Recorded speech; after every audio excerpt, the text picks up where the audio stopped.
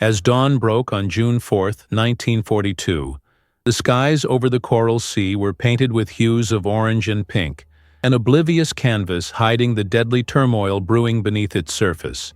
At this critical juncture in the Second World War, the Imperial Japanese Navy stood poised, having meticulously planned a decisive assault that they believed would render their dominance unassailable across the Pacific theater.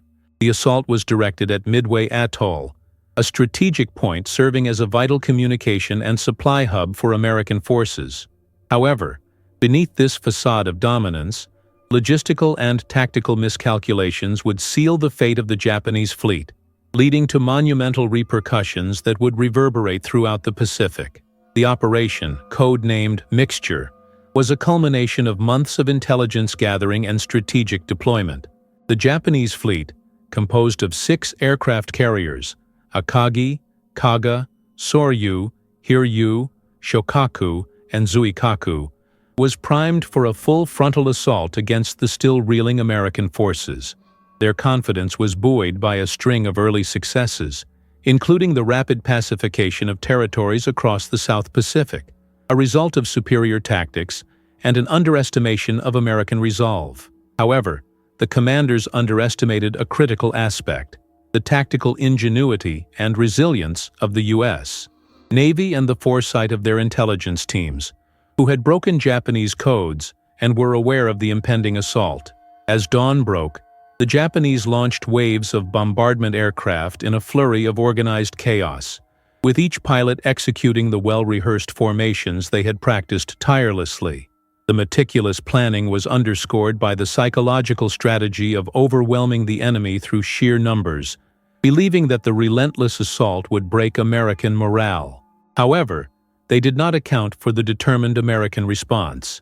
The U.S. Navy, under the command of Admiral Chester W. Nimitz, had managed to position their forces in unexpected ways, gathering an armada of the USS Enterprise, USS Hornet, and a significantly diminished USS Yorktown. Though fewer in numerical strength, the Americans were well prepared to exploit the vulnerabilities of their adversaries. As the hours passed, chaos consumed the skies. The U.S. squadrons, employing an innovative use of dive-bombing tactics, began to inflict staggering damage upon the Japanese carriers. The decision to exploit dive-bombing tactics stemmed from hard-won lessons in prior engagements. Whereas the Japanese had focused on horizontal bombing, American pilots aimed to strike precision blows from above. Utilizing the element of surprise and superior communication, the American pilots were able to coordinate their assault despite the weather's interference and the confusion of battle. Each bomb found its mark with chilling accuracy, igniting bonfires of destruction across the decks of Japanese carriers. For the Japanese pilots, it took mere moments to grasp the carnage unfolding below. Many had confidently launched their aircraft with destiny in mind, only to find themselves preyed upon as they returned to their vessels. Tragedy struck twice as the critical moments of recovery turned into a strategic nightmare. The once indomitable carriers, floating fortresses of glass and steel, became tombs as fire and chaos engulfed their decks. The Akagi, in particular, exemplified the staggering realities of warfare. Her crew, once proud and confident, faced destruction as their well-practiced routines fell apart under the onslaught of American precision bombing. Command decisions played a crucial role in shaping the battle's trajectory. Admiral Yamamoto Isoroku, a prominent figure behind Japan's naval doctrine, would later anchor the blame of failure on a series of miscalculations. His reliance on traditional tactics and underestimation of American adaptability proved fatal. With carriers heaving under air assaults, the necessity for decisiveness in command became paramount. However, the Japanese response lacked cohesion. The frantic scrambling of fighters to intercept American planes was hampered by confusion on the command chain, a stark contrast to the efficiency of American operations. Every moment lost only multiplied the havoc on deck, as Japanese pilots sought to cover their launching squadrons, yet found themselves struggling against an agile foe that knew no foreboding. The battlefield, however, was not merely a geographical construct. It was a cacophony of human suffering. Below the waterline of those once proud carriers lay the remnants of lives lived, dreams extinguished in an instant. Young men, no older than 20, took to the skies with a fervor fueled by nationalism, only to cascade back to earth, to fire and water. On the decks of the surviving vessels, those fortunate to avoid immediate doom endured a relentless psychological burden. Some fought bravely for honor, while others faltered in the face of existential dread, grappling with the futility of their mission, as a once capable navy crumbled under the hand of fate. As the sun reached its zenith, the tide had turned irrevocably.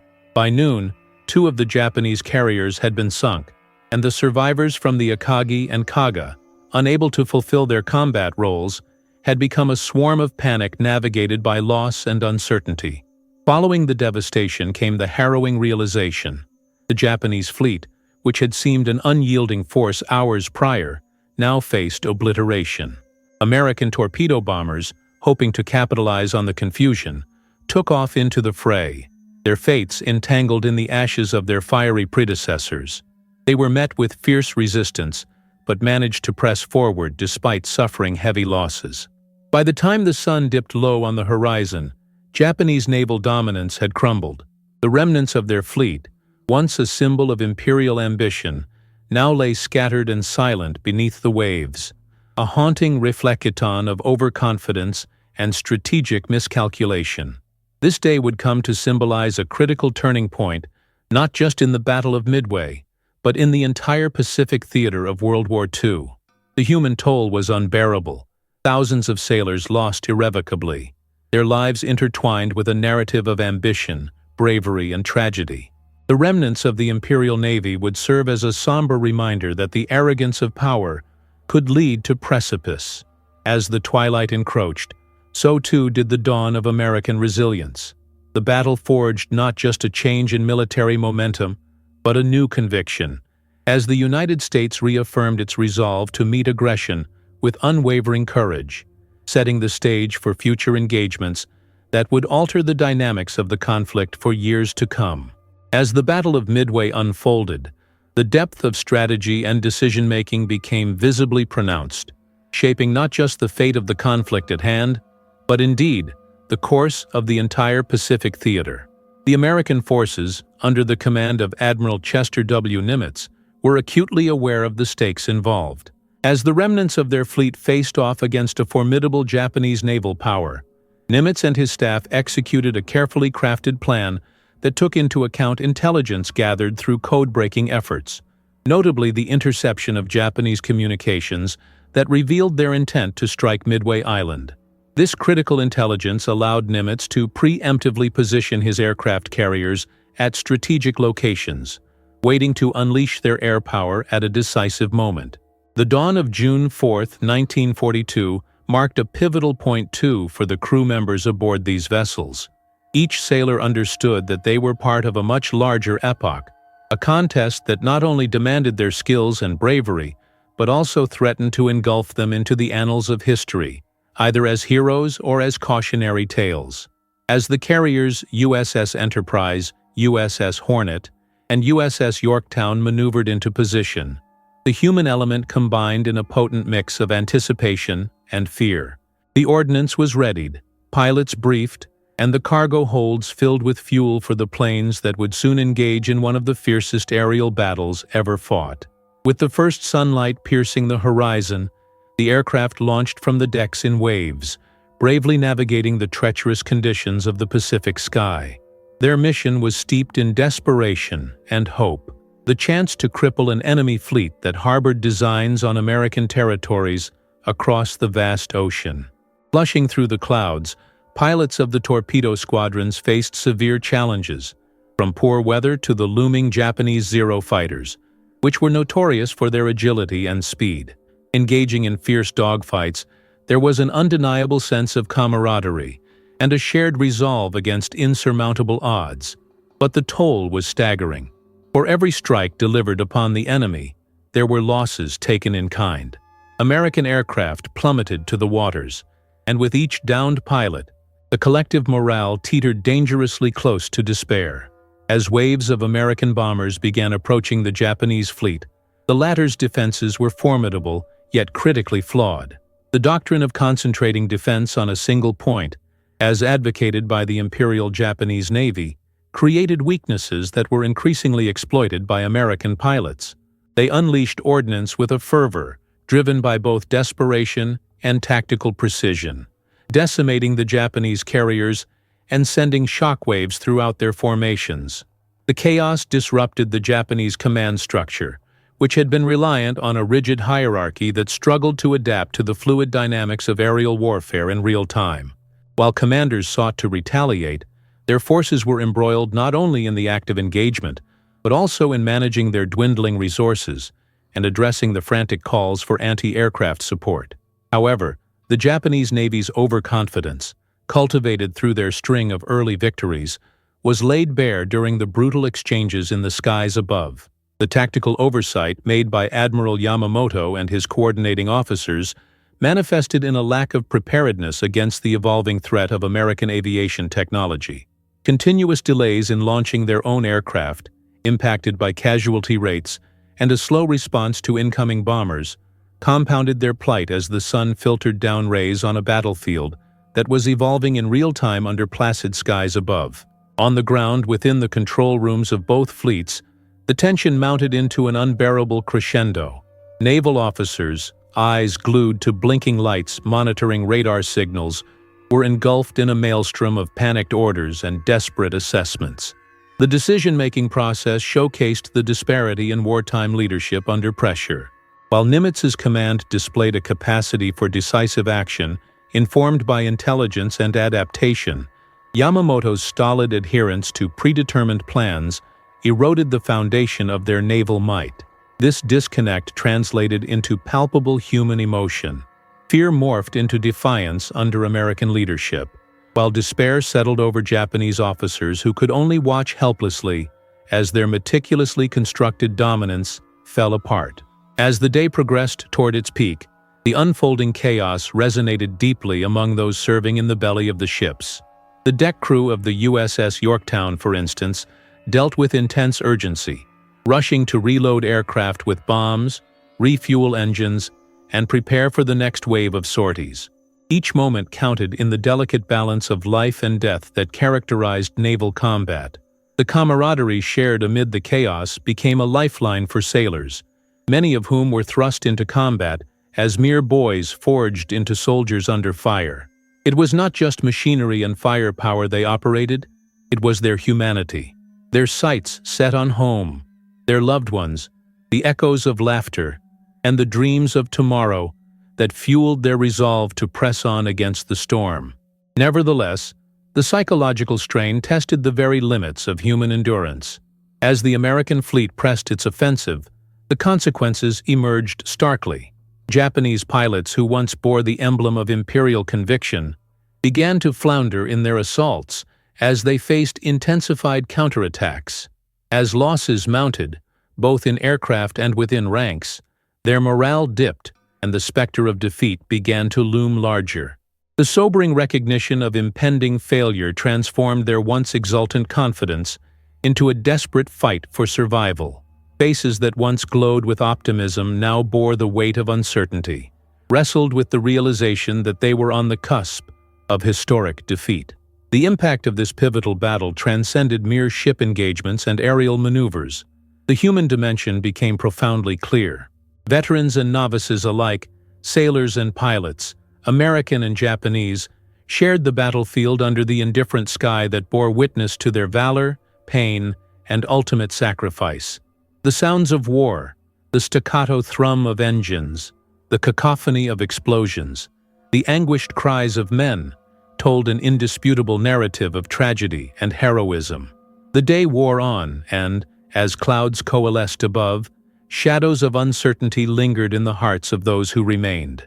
The human cost, in the hour of reckoning, weighed heavily upon their shoulders. As the sun began to set on that fateful day, the echoes of combat subsided, and amidst the wreckage of ambition lay the quiet of desolation. The Japanese fleet, once a symbol of imperial prowess, now surrendered to the ocean depths. This moment in history would etch itself into the collective memory, illustrating both the perils of overconfidence and the inexorable will of those determined to resist. As dusk surrendered tonight, the aftermath revealed not only a strategic defeat for Japan, but also a critical awakening for the United States, a shift that heralded not just a tactical victory, but also the dawn of unfaltering resilience. Amid the mysteries of warfare, the saga of the Battle of Midway encapsulated both the triumph of strategy and the heavy toll of human cost, reminding generations yet to come of the sacrifices made in the relentless pursuit of freedom and justice. In this relentless saga of valor and despair, we invite you to explore deeper. What was the true cost of victory? Join us in delving further into the shadows of history, and leave your thoughts below. Subscribe to uncover the untold stories that shaped our present. The past beckons. Listen closely. As the sun dipped below the horizon, surrendering its fiery glow to the cloak of twilight, the monumental and multifaceted reality of the Battle of Midway began to unfurl in the contexts of command, operational decisions, and sheer human resilience. The Japanese Imperial Navy, at the peak of its power, had orchestrated a plan that could have decimated American naval capabilities in the Pacific. The strategy was audacious, leveraging their initial successes at Pearl Harbor and their rapid expansion across Southeast Asia. Yet this very confidence, which had fostered rapid territorial growth, became the seed of their undoing.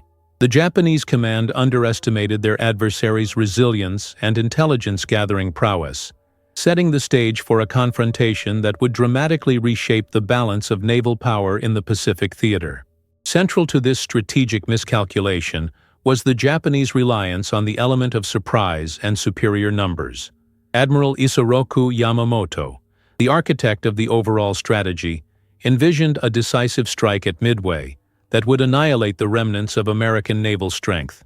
However, unbeknownst to him, the United States had cracked key Japanese codes through efforts at Station Haipo, a top-secret unit under the command of Commander Joseph Rochefort. This revelation provided the U.S. Navy with critical intelligence regarding Japan's intentions and movements, allowing them to anticipate and set a trap for the approaching forces. The decision to deploy just a fraction of their fleet in an aggressive gamble of their own was one of the main tactical turning points of the battle.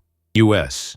carriers, Enterprise, Yorktown, and Hornet, were positioned strategically, awaiting their targets as the Japanese juggernaut approached, blind to the ferocity of the American response that lay in wait.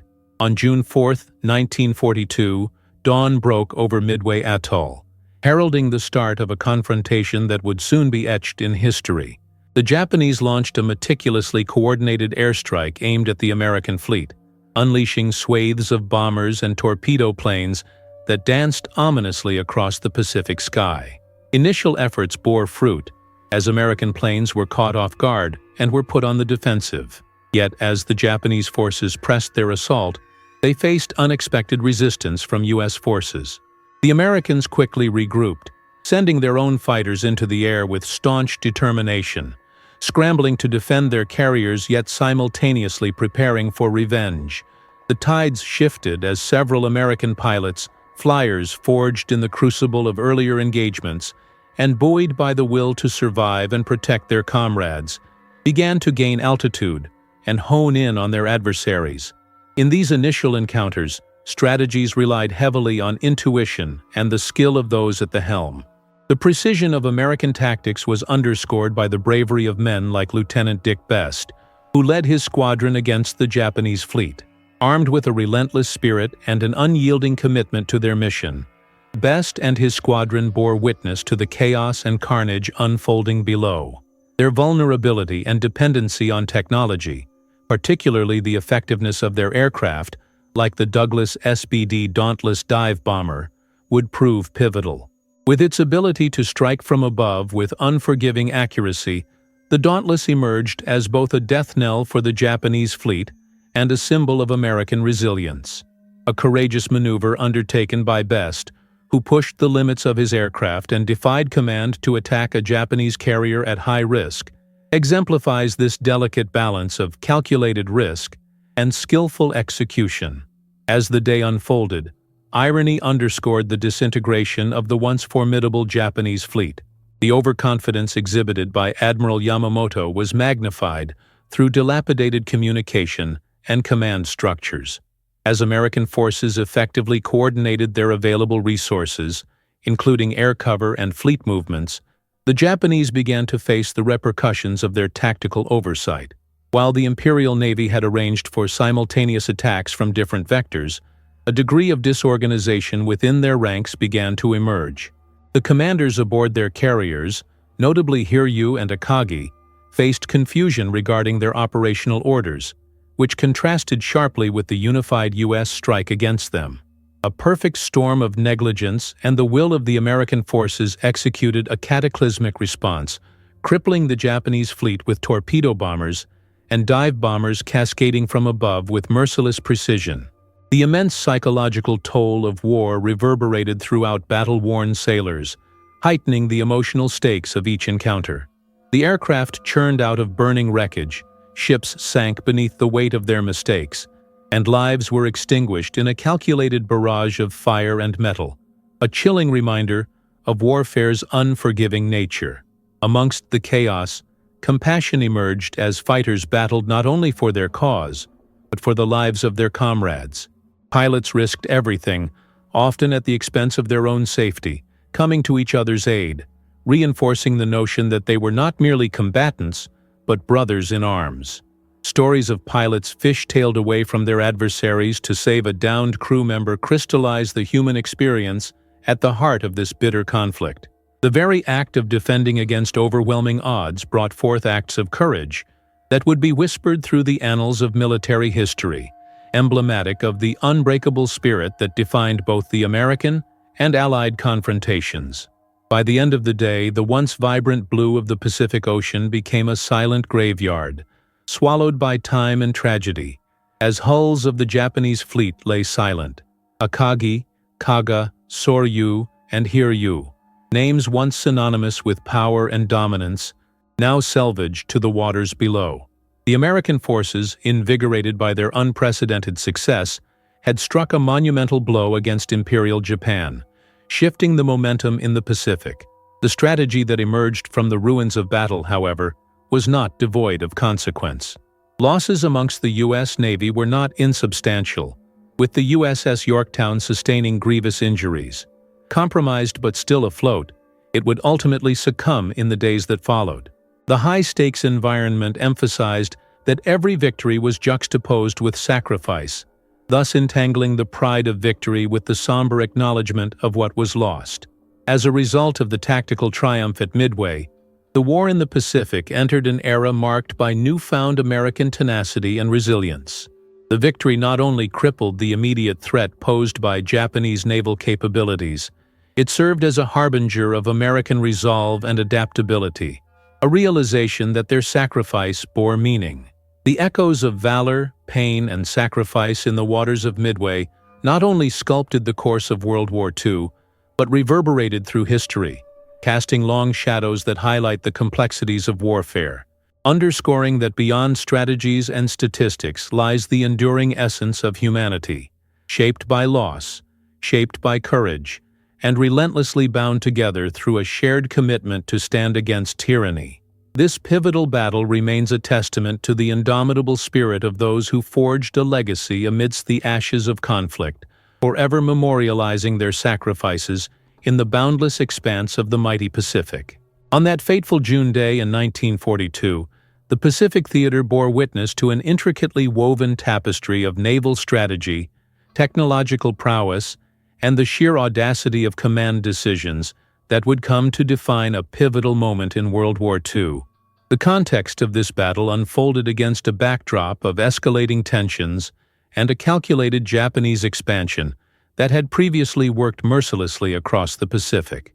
At the helm of the Imperial Navy was Admiral Isoroku Yamamoto, a strategist of considerable repute, whose vision of an extended maritime empire had initially appeared prescient. However, as the smoke from battle rose over Midway Atoll on that critical day, the limitations of his vision became glaringly apparent, underscoring the thin veneer of Japanese dominance. The first phase of the battle commenced with the Japanese fleet's attack on Midway itself, aimed at decimating American air capabilities, which would subsequently allow for control over the central and southern Pacific. Yamamoto's initial tactical blueprint hinged on a surprise attack, executed by a striking force consisting of 4 aircraft carriers: Akagi, Kaga, Soryu, and Hiryu, all of which were carriers that had already proven their mettle during the Pearl Harbor assault. They were accompanied by a formidable array of battleships and cruisers. This force represented the zenith of Japanese naval engineering and a bold assertion of power.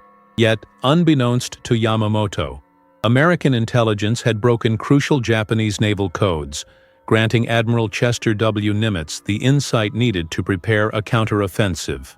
By the time the battle commenced, U.S. forces had already positioned themselves strategically, a fact that would soon turn the tide against what had previously been an overwhelming Japanese initiative. As dawn broke, the Japanese offensive commenced with an airstrike that aimed to neutralize any American presence on Midway. However, they had underestimated the ferocity of American pilots, fueled by desperation and a deep-seated need for retribution. The U.S.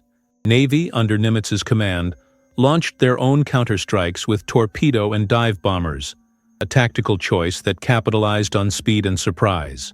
American planes took to the skies from 3 aircraft carriers: USS Enterprise, USS Hornet, and USS Yorktown.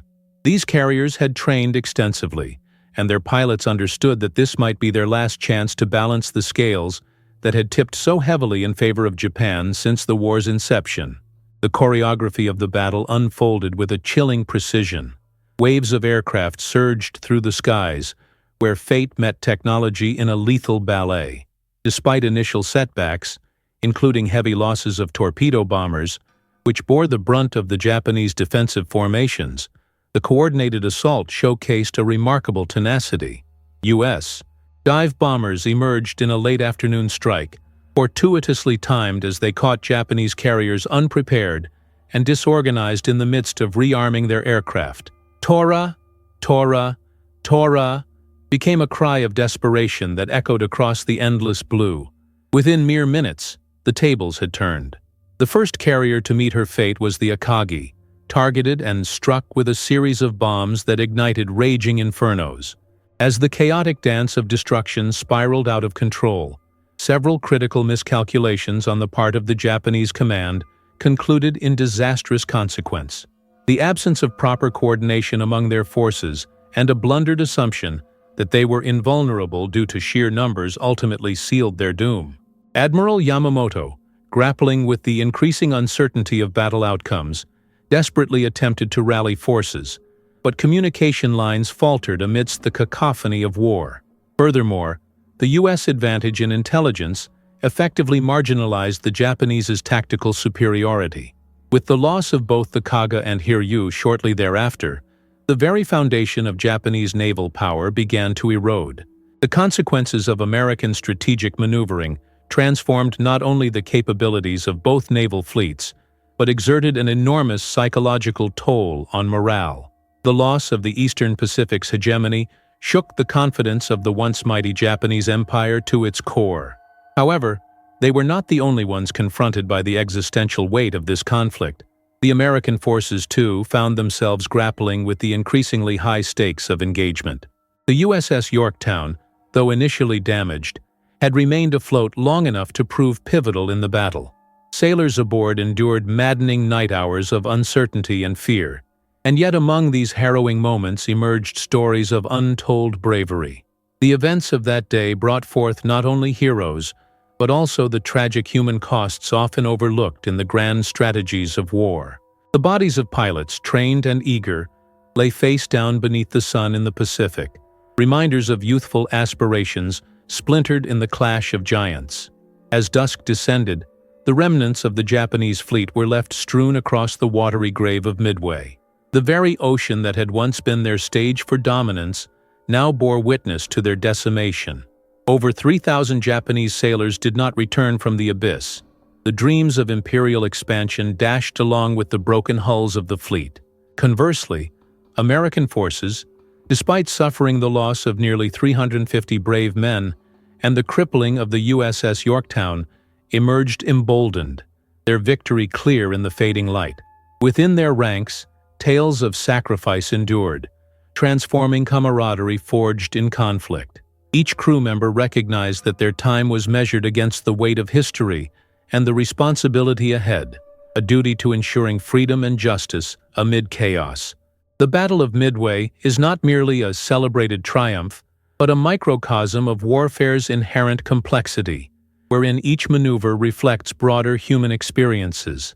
Decisions made in the heat of battle reverberated through the lives of many, tucked into the quiet corners of time. The strategies developed, battles fought, and comrades lost at Midway encapsulated the relentless spirit of warfare. As the sun dipped below the horizon, casting shadows over the waves heavy with remembrance, the Pacific did not simply reflect a war between two nations. It became an everlasting testament to the sacrifices made in the pursuit of peace, a clarion call to future generations about the painful lessons of bravery and the costs of ambition. In this vast ocean, where the echoes of heroism lingered, labored souls bound by shared history dared to hope, so that future adversities could be met not just with strength, but with resilience, a possibility that transcends the tragedies of warfare. As dawn broke over the Hawaiian skies on June 4, 1942, a thick blanket of tension enveloped the Pacific theater, where the fate of empires hung in the balance. The Japanese naval forces entered this day with unyielding confidence, buoyed by their string of victories across the Pacific, including the swift conquests of Hong Kong, the Philippines, and the Dutch East Indies. Their strategic planning, orchestrated by Admiral Isoroku Yamamoto and his staff, culminated in a complex plan to lure American forces into a trap, annihilating them using a combination of superior naval strength and aerial bombardment from carriers. The expectation was clear. The remnants of the United States Pacific Fleet would be decisively crushed, securing maritime dominance for the Empire of Japan. However, unbeknownst to the Japanese commanders, American naval intelligence had been meticulously deciphering their coded communications for weeks. This intelligence gem provided the United States forces with critical insights into Japanese intentions and troop movements, allowing Admiral Chester W. Nimitz to formulate a daring gambit of his own. Hiding behind the veil of secrecy, the U.S. Navy prepared its forces strategically, deploying 3 aircraft carriers, USS Enterprise, USS Hornet, and USS Yorktown, each ship a flying fortress carrying squadrons of Wildcats and dauntless dive bombers ready to unleash chaos upon their enemies. This day wasn't merely a tale of fleets. It was, at its core, a narrative of human courage, innovation, and sacrifice. The Dawn launched not only aircraft, but a seismic shift in military tactics as well. As combat aircraft lifted off the decks under the watchful eyes of deckhands and pilots, the principle of air superiority became paramount. The U.S. aviators, their hearts pounding in anticipation, understood the stakes of this engagement. Not only the survival of their fleet, but the very course of the war itself. The brevity of their flight paths would lead them into the jaws of the Japanese fleet, poised with battleships, cruisers, and destroyers that held the potential for annihilation. At approximately 9:30 a.m., the first rays of hope dawned when the scout planes from the Enterprise spotted the Japanese fleet. Within moments, waves of American dive bombers began their descent, penetrating the defensive formation that Japanese forces had meticulously planned, relying on fighter escorts to guard against such assaults. The tactics of resilience became evident as the Americans navigated the treacherous airspace. Amid the chaos, their mission transformed into a testament of tactical audacity. The decision to employ a surprise attack with low-altitude bomb runs was a gamble that would prove decisive. As the American pilots dived towards their targets, braving both flak from anti-aircraft batteries and the dangerous pursuit of experienced Japanese Zeros, the cost of bravery weighed heavily on their shoulders. In the barrage that followed, the delicate ballet of destruction unfolded. Bombs fell in rapid succession, striking aircraft carriers Akagi, Kaga, and Soryu. The horrifying sounds of explosions echoed across the ocean, accompanied by plumes of smoke signaling impending doom. The aim of the American forces was not only the destruction of vessels, but rather the crippling of Japanese morale, an intangible yet critical aspect that could alter the trajectory of the conflict. On the other side of the battlefield, Japanese commanders, caught off guard by the sudden and ferocious assaults, scrambled to revise their strategies in an effort to regain control. The overconfidence that had characterized their previous victories tempered into an unsettling realization. Their vulnerability was laid bare. The command decisions taken in the face of mounting peril became increasingly frenetic, resulting in chaotic responses that lacked the clarity and coordination essential for effective military engagement. In a war fought not just with ships and guns, but also with wits and strategy, Japanese forces were now on the defensive, attempting to rally but quickly losing the upper hand. Ultimately, the Battle of Midway became a crucible of warfare, spotlighting the triumph of tactical ingenuity over sheer numerical superiority. As American pilots executed their risky maneuvers with fierce determination, the stark reality of loss bled into their spirits. Each soaring flight also brought the potential for loss of comrades, dreams, and futures. The human cost transformed into scar tissue that would not fade with time. The atmosphere reverberated with the echoes of fear, courage, and despair. By the time the sun began its descent that fateful day, the Japanese fleet, once a symbol of imperial strength, lay shattered beneath the waves. No longer could they claim unfettered dominance over the Pacific. Their ambitions quelled, dreams extinguished alongside the lives of over 3,000 sailors. The muffled cries of families back home, who awaited the return of their loved ones, mingled with the sorrow that gripped those who had fought for survival and honor. Conversely, the American forces had transformed their losses into a hard-fought victory, albeit not without sacrifice. The USS Yorktown, a ship that once proudly bore the insignia of hope, succumbed to the depths of the ocean. Her crew had fought valiantly, and the ship had endured harrowing conditions, but as dawn turned to dusk, the legacy of valor was encapsulated in every sailor's heart, in every petal of remembrance fluttering across the waves. The sheer weight of the victory at Midway rested upon their shoulders like a mantle of responsibility, urging them to advance against the dual adversities of tyranny and aggression. In retrospect, the Battle of Midway exemplified the conflicted nature of war. It was a moment when natural human instincts, curiosity, ambition, and the desire for protection collided with the hard realities of sacrifice and loss. Every instinct, every strategy, and every aircraft managed to weave a complex tapestry, one where each thread carried the weight of human experience. As the Pacific remained eerily silent after such turmoil, it became clear. The Battle of Midway would stand not just as a military victory, but as a harrowing reminder of the fragility of life amid the pursuit of power. Each soul lost in those turbulent waters is a lesson etched in history, a call to remember the cost of ambition, and an invitation to aim toward a future where the bravery of service is honored, where the divided paths of nations might yet lead to a more harmonious existence. As viewers reflect on this poignant tale, an invitation extends beyond the documentary screen, a call to explore further, to delve deep into the narratives of the past that have shaped our modern world. Join this journey towards understanding by subscribing for updates on new topics meant to illuminate not just battles, but the extensive human stories tied to them. What themes would you like to explore next in the tapestry of wartime history? Your suggestions are cherished as we seek to ensure that these powerful narratives continue to resonate. The Battle of Midway, fought in June 1942, was not merely a confrontation of naval might, but a transformative engagement marked by strategic cunning, technological warfare, and the indomitable spirit of worn but resolute crews. This pivotal battle did not materialize in isolation.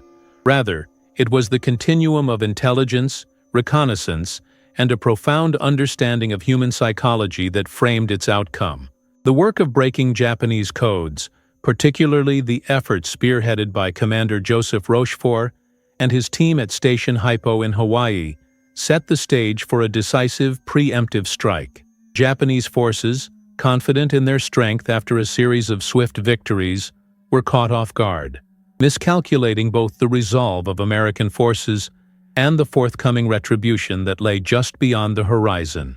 As dawn broke on June 4th, the atmosphere was thick with anticipation. Admiral Chester W. Nimitz had orchestrated a meticulous plan, positioning 3 aircraft carriers, USS Yorktown, USS Enterprise, and USS Hornet, in a calculated triangle with Midway Island at its nexus. The role of reconnaissance, underscored by PBY Catalina flying boats, illuminated the changing dynamics of warfare. Aerial observation was no longer ancillary, but central to maritime strategy. The Japanese Imperial Navy, believing their preparatory work to remain unseen, underestimated American capabilities.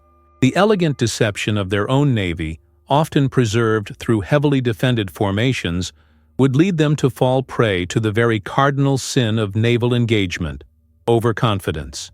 As the sun ascended higher, the USS Yorktown, recently repaired and patched together, was not just a vessel.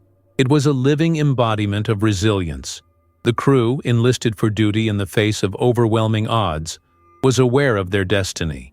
With Captain Elliot Buckmaster commanding, they braced for the onslaught, knowing that the integrity of the entire Pacific theater depended on their efforts.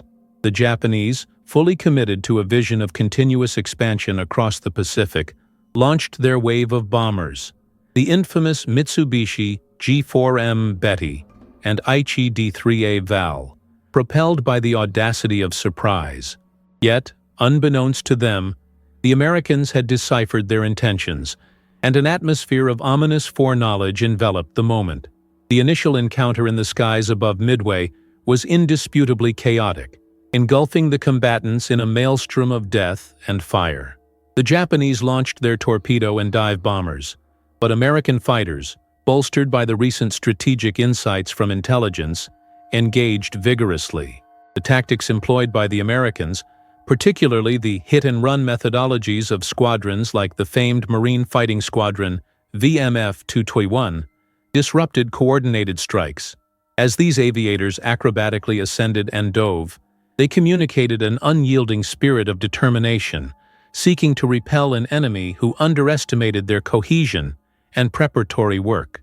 Using the terrain of the Pacific, coupled with a shrewd understanding of enemy formations, they navigated aerial engagements with an insight akin to chess players anticipating the next crucial move.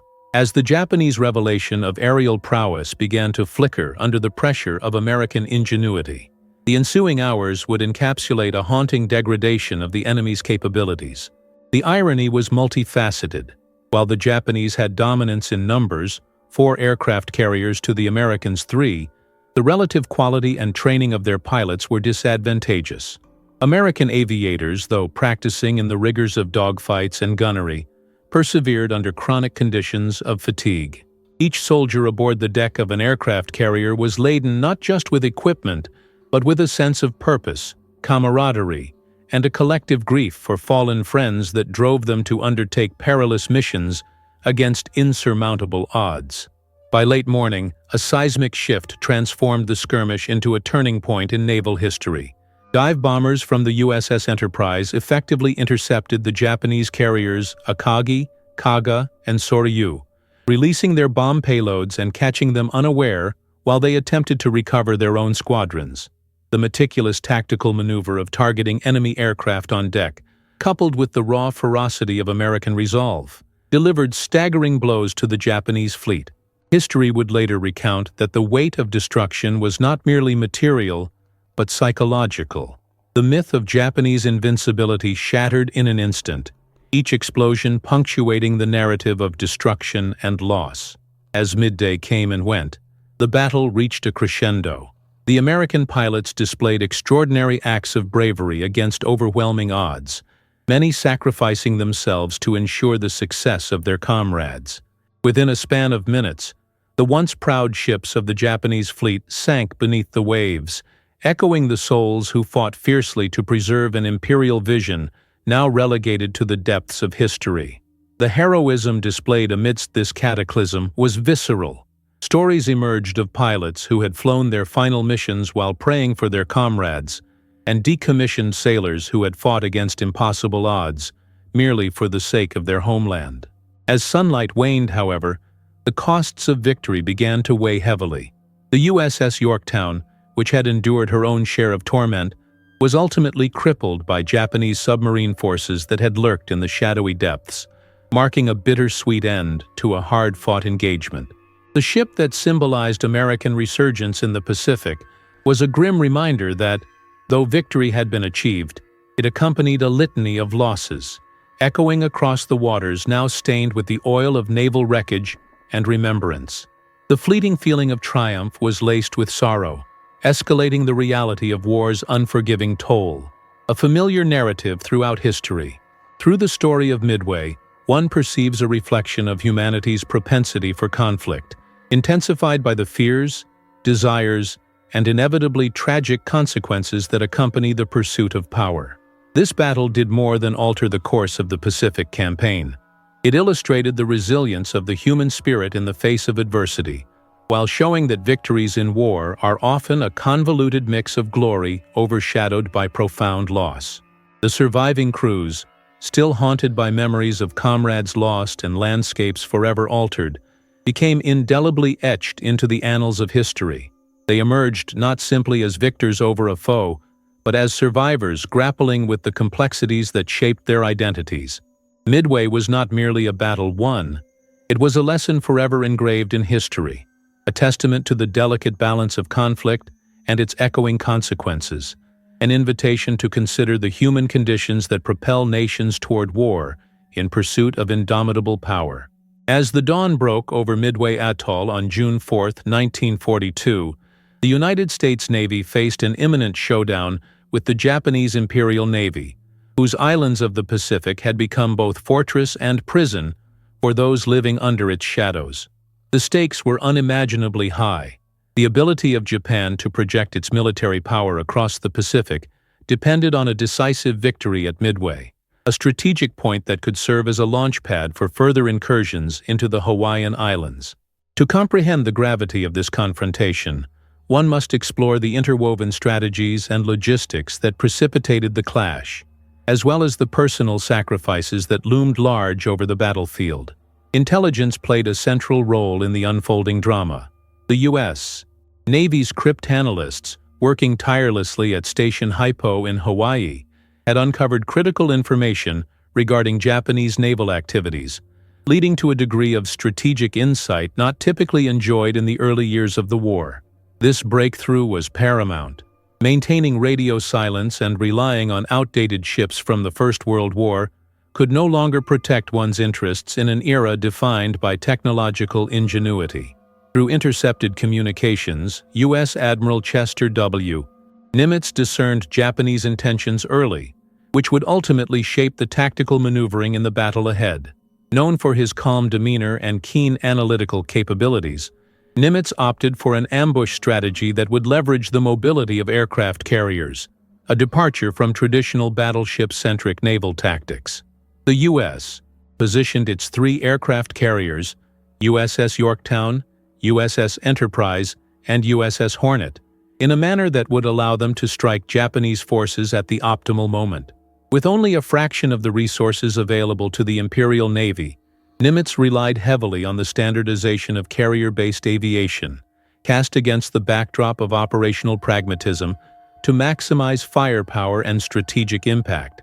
Careful planning and drills ensured that pilots and crewmen were prepared for the rigors of battle, countering the adage that there is little honor in sitting idly by while awaiting conflict. This also illustrated the psychological toll, a heady mix of anticipation and dread, that enveloped those on deck and engaged on missions thousands of feet above. As dawn transitioned to the luminance of morning, Japanese waves, comprised of carriers Akagi, Kaga, Soryu, and Hiryu, surged into the fray, confident in their overwhelming numerical superiority. Their optimism, however, was tinged with hubristic miscalculation. The carrier-based strike on Midway itself was tactically sound, but lacked the element of surprise. The Japanese air superiority, informed by their commander Admiral Isoroku Yamamoto's doctrine that emphasized direct confrontation, failed to account for the clandestine reconnaissance efforts that painted an ominous portrait of Japan's vulnerabilities. Their planes took off in waves, initially decimating targets on Midway, but underestimating U.S. deterrence capabilities proved near fatal.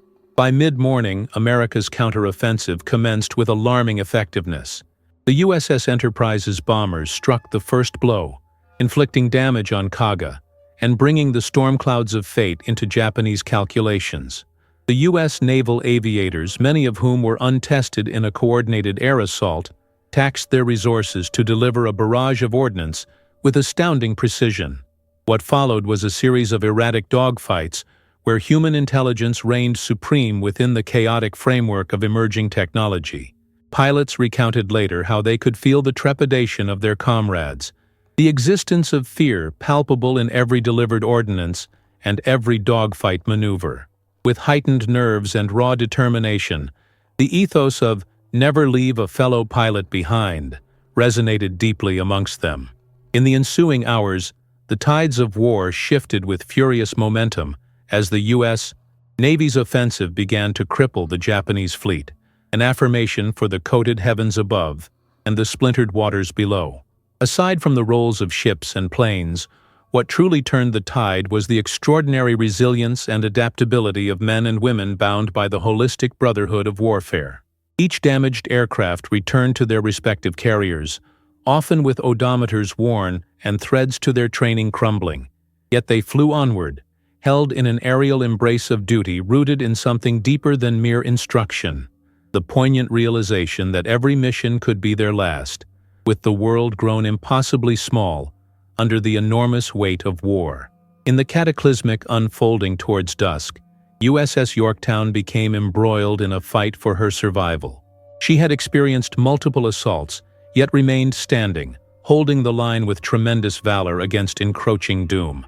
However, it was her final confrontation with the I-168 submarine, overshadowed by her own desperation, that proved devastating. As oil pooled beneath the hobbled vessel amidst the remnants of battle, her fate underscored a grim reality. The sacrifices inherent in conflict can seldom be quantified, and the wreck of the once mighty carrier was emblematic of the losses borne throughout the theater of war. The human element of this tragedy unfolded as sailors and airmen filled in the gaps left by fallen comrades, a collective heartbeat synchronized with the ticking clock of mortality, resonating amidst the chaos.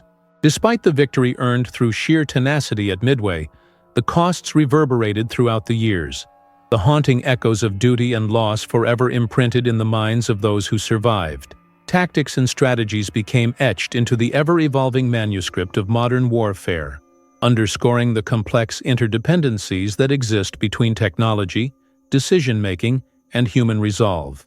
As the sun sank beneath the horizon, casting shadows across an ocean now littered with the remnants of conflict, it bore testament to the unrelenting cycle of ambition and consequence that has driven nations toward war, where power is seized at a cost measured not by territory alone, but through the profound suffering and sacrifice of those who engaged in its acquisition.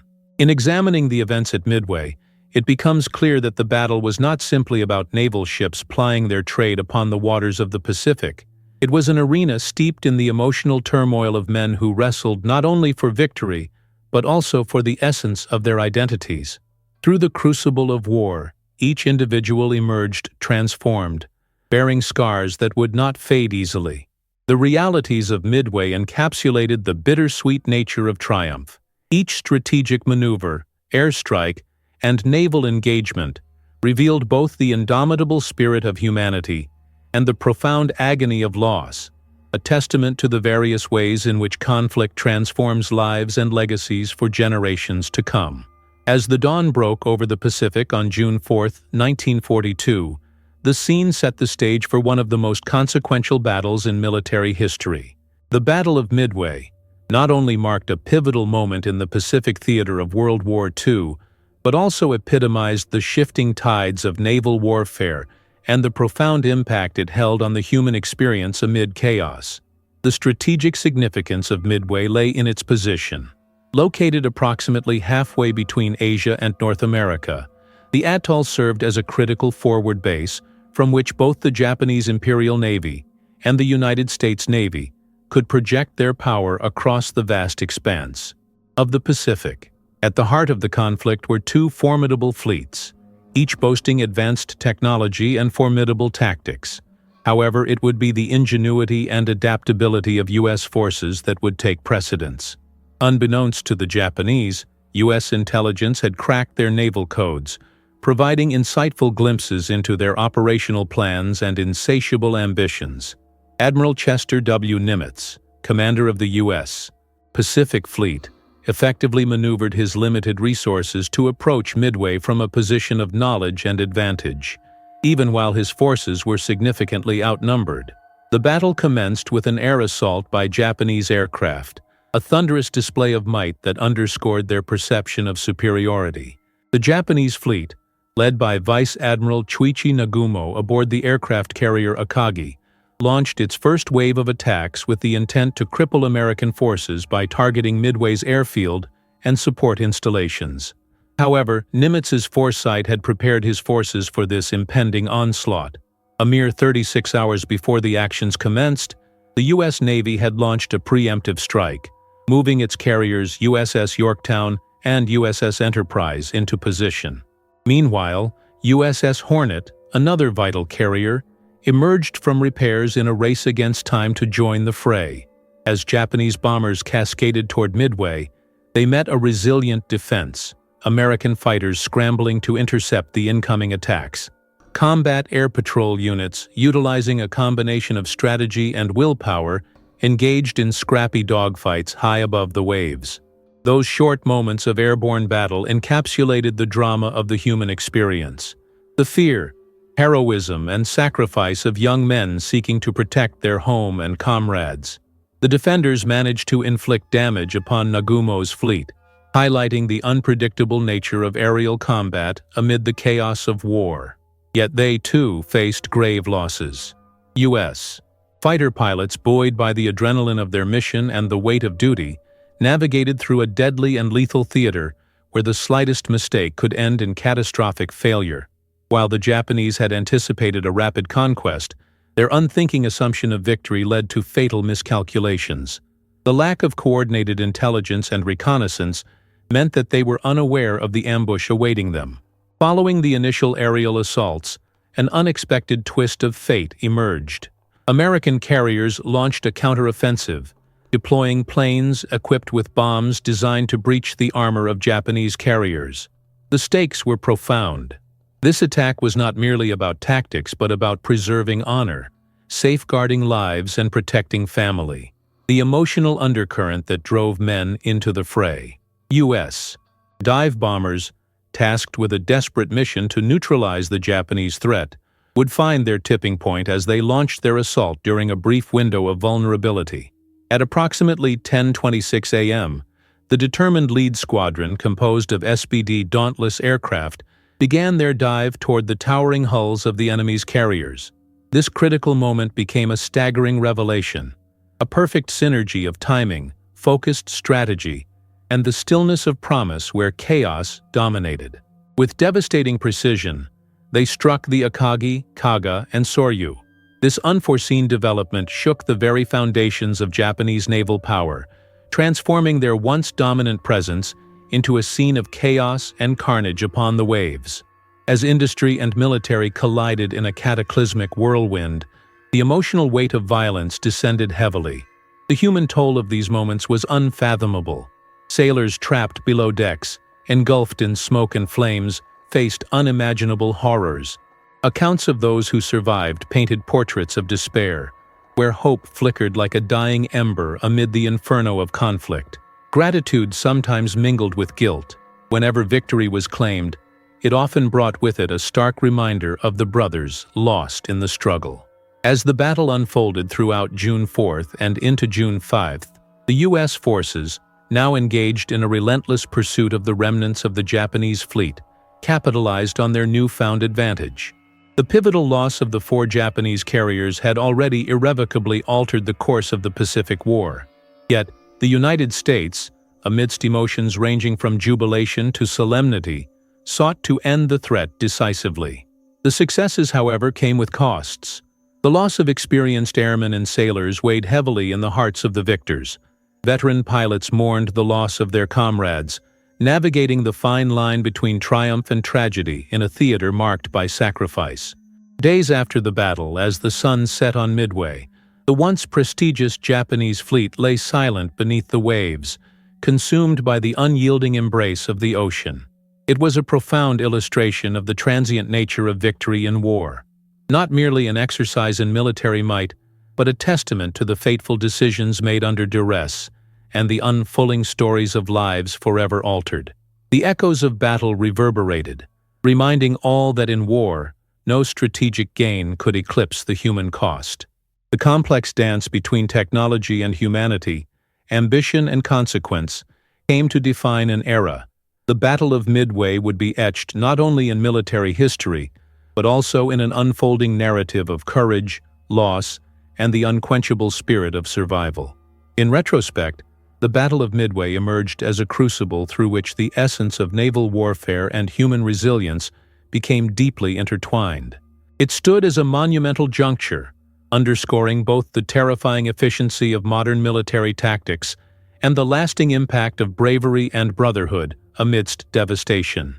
The lessons drawn from this battle would ripple through the subsequent years of the war, informing strategies, shaping policies, and redefining what it meant to confront adversity on the vast and unforgiving theater of the Pacific.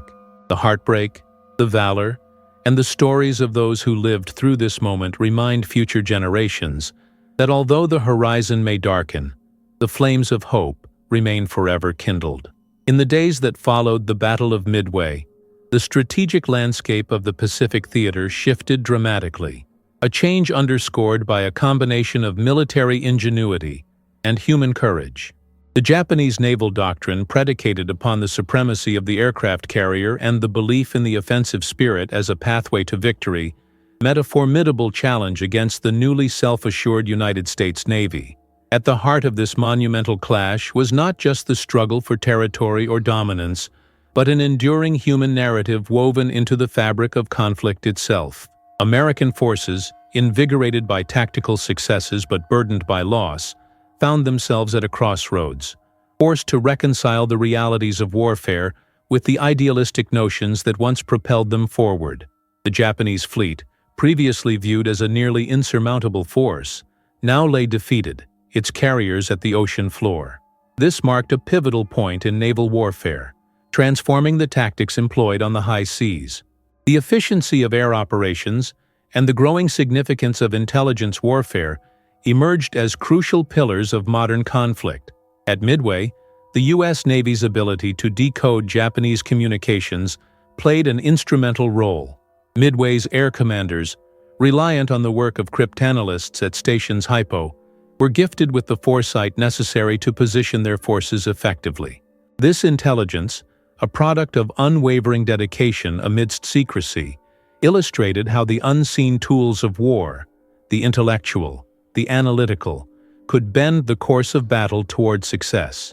Facing off against the Japanese were commanders like Rear Admiral Raymond Spruance, whose shrewd strategic acumen ultimately swayed the tide of battle in favor of the United States. Spruance made vital decisions under extreme pressure, choosing to engage despite limited aircraft and the looming threat of Japanese superiority. His insistence on a key operational principle, that American forces should maximize their advantage by striking first, formed the backbone of the U.S. response during the pivotal moments of Midway. Moreover, the contributions of carrier-born aviators like Lieutenant Commander Richard Best and Lieutenant Richard Halsey Johnson revealed the human element driving the technological present, a connection among men who understood the shared weight of duty and the looming specter of loss. As thousands of miles of ocean stretched between battlegrounds, the logistical challenges imposed by such a vast expanse were immense. The need for refueling stations, supply lines, and reinforcements grew increasingly complex, and critical. U.S. Navy planners, aware of the heavy toll previous engagements had taken, scrambled to replenish their forces in a frenzied bid to sustain offensive operations. The Battle of Midway had not only scaled down Japan's naval capacities, but also underscored the vital importance of logistics in sustaining the momentum of war. American submarines scoured the Pacific, disrupting supply lines and gathering vital intelligence, while carriers coordinated airstrikes in an incessant push to ensure that the threat of Japan would not rise anew.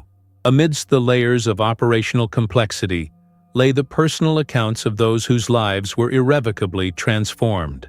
Returning aviators, both celebrated and haunted, navigated the memories of fallen comrades, intertwined with the euphoria of victory.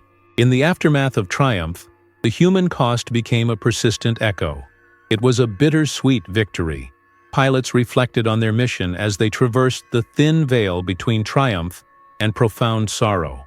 The U.S. pilots, while jubilant at their success, were acutely aware that they had not just engaged enemy aircraft, but had turned the wheels of fate against men and women fighting for their homeland, an inescapable reality that weighed heavily on their spirits.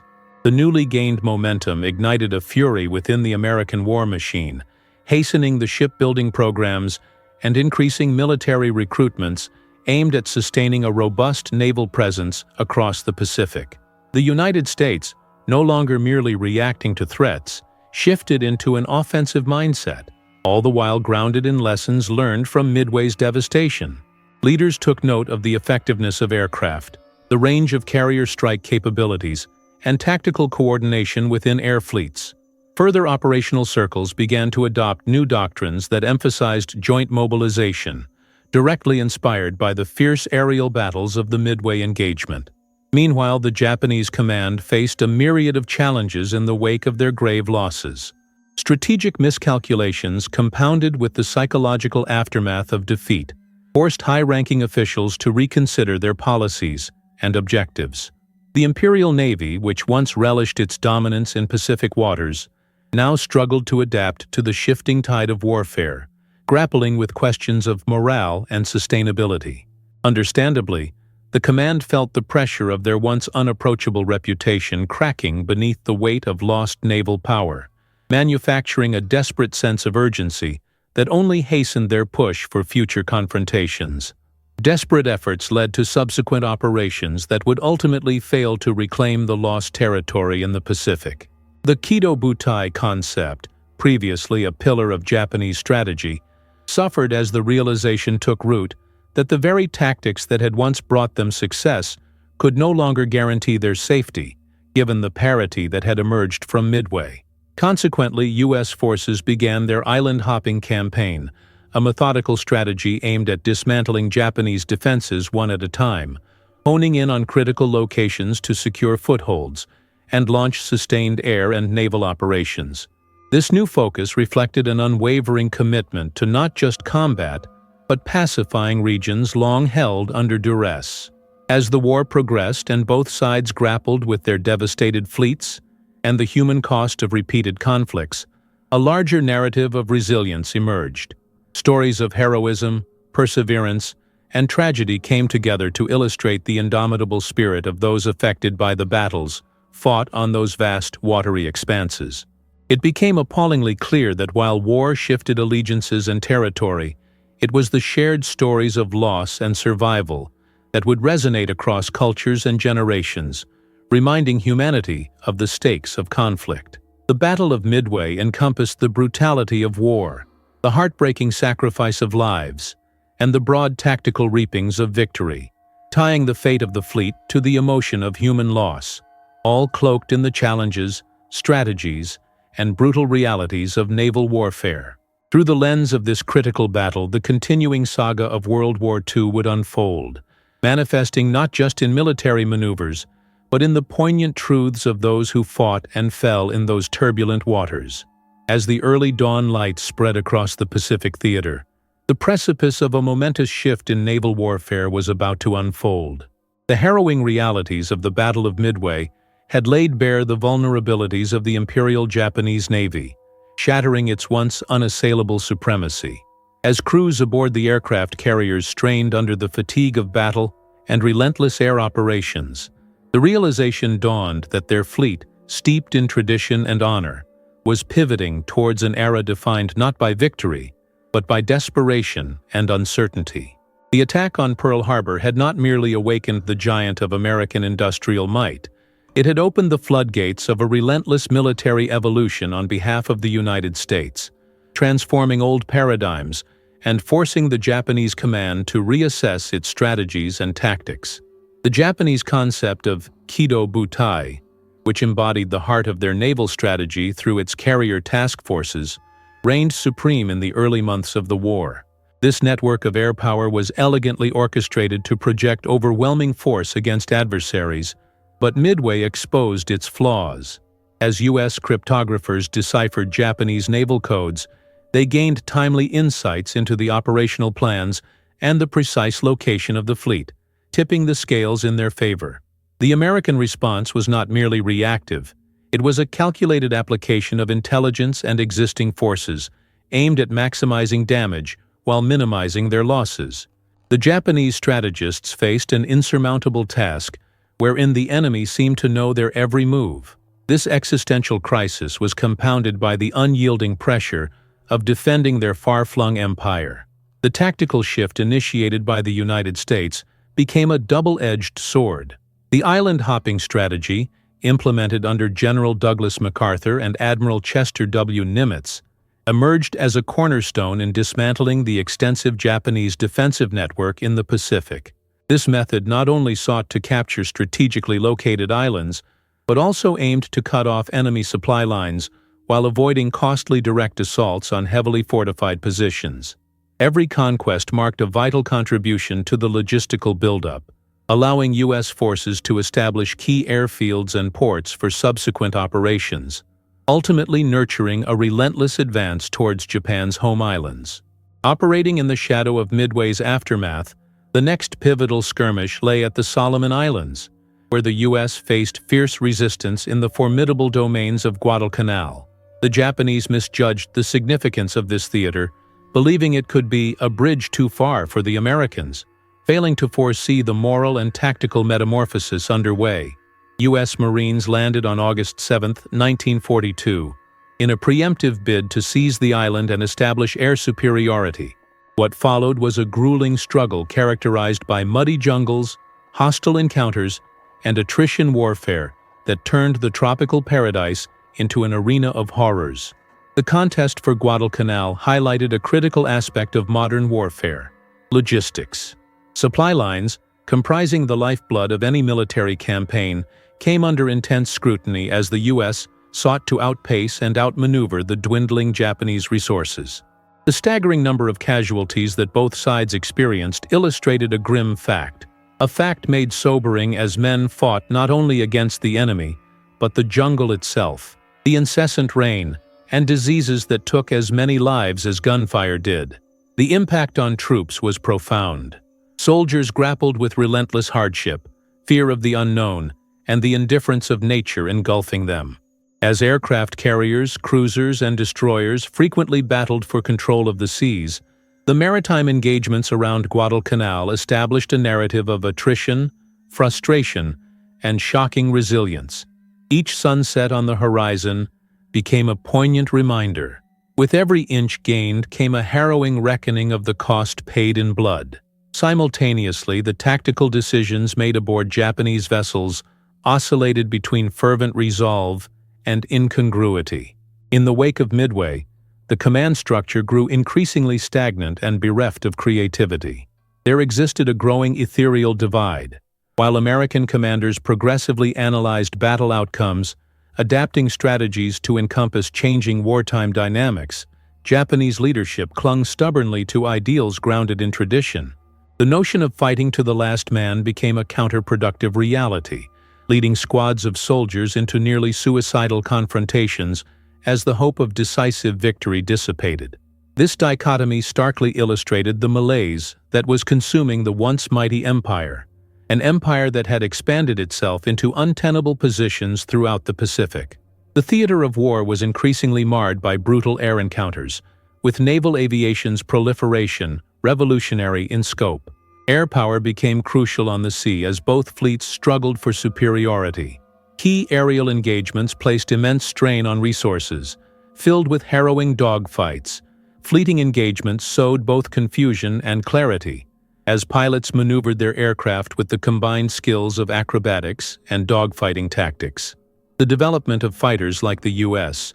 F-4F Wildcat and the Japanese Zero highlighted the evolution of air power, where technical sophistication and pilot experience would often mean the difference between life and death.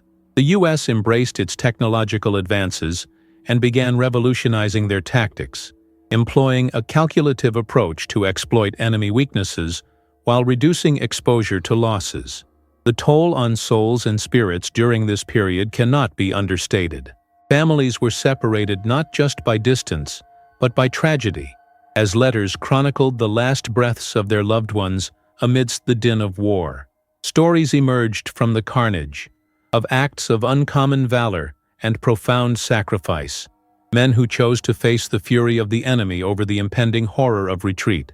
Their bravery painted a somber tribute to the men at the front lines and the families untouched, yet irrevocably changed by the war. The persistent weight of loss hung like the sounds of distant cannon fire, threading through the experiences of dispatchers, pilots, gunners, and ship crews. The cohesive fabric of a nation at war unraveling before their eyes. As the war unfolded further, air superiority over the Pacific became crucial to driving back the Japanese hold on territory and strategy.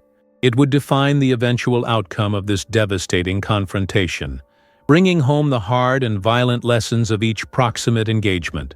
The evolution from Kodai Butai to operational adaptability marked a critical transition in the war.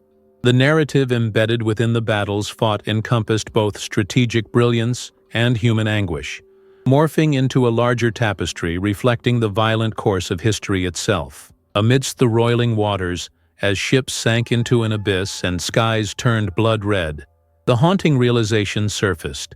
War changes everything, not just borders and power balances, but the very essence of humanity.